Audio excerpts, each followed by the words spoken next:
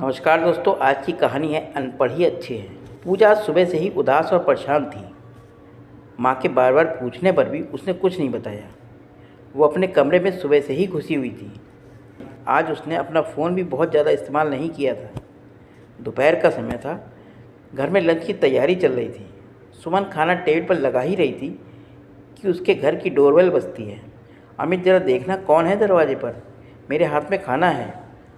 सुमन ने अपने बेटे से कहा। रुक अमित, मैं देखता हूँ, कहते हुए रामचंद्र जी दरवाजे की ओर बढ़े। अरे प्रेमा जी, आप आइए आइए, अंदर आइए। मुस्कुराते हुए रामचंद्र जी ने हाथ जोड़े और झुककर प्रेमा जी को अंदर आने के लिए कहा ही था कि उनके पीछे सुमन आ चुकी थी। अरे प्रेमा बहन, आप सब ठीक तो है? आइए, आप बिल्कुल सही टाइम पर आई हैं। बस खाना लगा ही रही थी डाइनिंग टेबल पर। सुमन ने प्यारी सी स्माइल देते हुए कहा। हाँ, वो सब तो ठीक है सुमन, मैं यहाँ कोई खाना खाने थोड़े ही आई हूँ। अंदर आते हुए प्रेमा ने थोड़ा सा जोश दिखाते हुए कहा। क्या हुआ बहन जी, आप तो नाराज़ हो रही हैं, कोई बात हुई क्या? रामचंद्र जी ने प्रश्नसूचक निगाहों से देखते हुए प्रेमा जी से पूछा।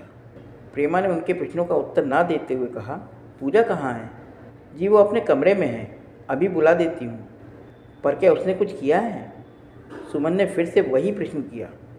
पूजा का जिक्र चल ही रहा था, तब तक वो अपने कमरे से बाहर निकलकर डाइनिंग हॉल में आ जाती है। नमस्ते आंटी जी। पूजा ने अपने सर पर चुन्नी करते हुए प्रेमा को विश किया। नमस्ते तो ठीक है पूजा, पर यह बताओ तुम कल से सूरज से बात क्यों नहीं कर रही हो और अपना फ़ोन क्यों बंद करके बैठी हो? प्रेमा ने कड़क तेवर में कहा। अब घर के सारे सदस्य सहित प्रेमा भी पूजा को ही देख रहे थे। देखो, सूरज बहुत इमोशनल और हटीले स्वभाव का लड़का है। अगर तुम दोनों के बीच कुछ हुआ है तो तुम अपनी ओर से सॉरी बोल के रफ़ा दफ़ा कर दो। मैंने तुम दोनों की सगाई के बाद शादी में 4 हफ्ते का टाइम इसलिए रखा है ताकि तुम दोनों आपस में बात कर सको, एक दूसरे को जान सको, इसलिए नहीं कि रोज़ रोज़ मुंह फुला के गुस्सा करके बैठ जाओ। पूजा क्या हुआ? और प्रेमा आंटी सही तो कह रही हैं। अरे छोटे मोटे झगड़े तो अक्सर होते ही रहते हैं आपस में। अब हमें ही देख लो, शादी के कितने दिनों के बाद भी तेरी माँ मेरे से रोज़ झगड़ा कर लेती है, फिर भी मुझे सॉरी बोलकर मामला रफा दफा करना पड़ता है। रामचंद्र ने पूजा से जौली अंदाज में स्माइल के साथ कहा। आप तो रहने दो, बच्चों को ऐसे टाइम पर भी ना यही एग्जाम्पल देना। बेटा पूजा, अगर कुछ है तो हमें बताओ। कल को आपकी शादी सूरज से होनी है, इतना अच्छा लड़का हमें फिर नहीं मिलेगा। प्रेमा दीदी सही कह रही हैं। सुमन ने पूजा को समझाने की कोशिश की। पूजा, हम तो अपनी दोनों फैमिली के भले के लिए कह रहे हैं। शादी के इनविटेशन कार्ड भी बढ़ चुके हैं, सारे रिलेटिव को भी पता चल चुका है। अगर कुछ होता है तो क्या कह के उन्हें मना करेंगे? ये हमारी दोनों फैमिली की नाक का सवाल है। और अब प्रेमा ने सुमन की ओर देखा। सुमन, मैंने तुम्हारी बात पर भरोसा करके अपनी दोस्ती को रिश्तेदारी में बदलने की कोशिश की, लेकिन ये पूजा तो कल से सूरज को नाराज़ करके बैठी है। वो कह रहा था, माँ तुमने ना जाने कैसी अनपढ़ टाइप की लड़की ढूंढी है मेरे लिए। अब तू तो जानती है सुमन, मेरा सूरज बाहर पढ़ा लिखा है और ऊपर से थोड़ा हटीला है। अगर उसने एक बार मना कर दिया तो फिर वह अपने बापू की भी नहीं सुनेगा। अब तू देख ले, इसे उसे सॉरी बोल के मनाना तो पड़ेगा। अब पूजा कुछ बोलती उससे पहले वहाँ पर बैठी पूजा की छोटी बहन डॉली बोल पड़ी। दीदी क्यों सॉरी बोलेगी जब उनकी कोई गलती ही नहीं है? सॉरी तो आपको और आपके बेटे सूरज को बोलना चाहिए।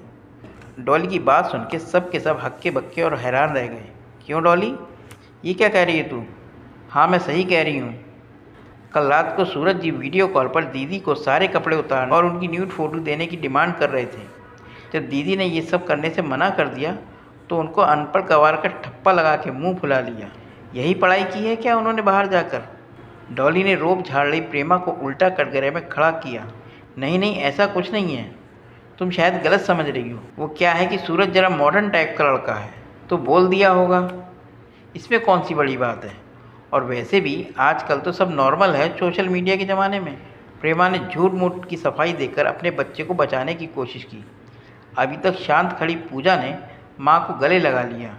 आप सही कह रही हैं प्रेमा जी कि ये हमारे दोनों परिवार की इज्जत और नाक का सवाल है।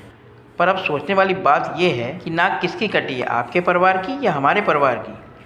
अगर आपको किसी भले घर की लड़की के न्यूड फ़ोटो मांगना आधुनिकता और नॉर्मल लगता है तो ये काम आपको मुबारक हो। ये सब हमसे तो ना हो पाएगा। रामचंद्र ने अपने दोनों हाथ से अपने आंसू साफ किए और प्रेमा के आगे हाथ जोड़ लिए। प्रेमा, तू सब कुछ जानकर भी अनजान बनते हुए मेरी बेटी से सॉरी बुलवाने के लिए यहाँ तक चली आई। पर कोई बात नहीं, मैं तेरे घर पर तेरे बेटे की इस हरकत पर ये कहने नहीं आऊँगी कि तेरा बेटा मेरी बेटी के आगे सॉरी बोले, क्योंकि इतनी संकीर्ण सोच रखने वाले इंसान को मैं अब दोबारा देखना भी पसंद नहीं करूँगी।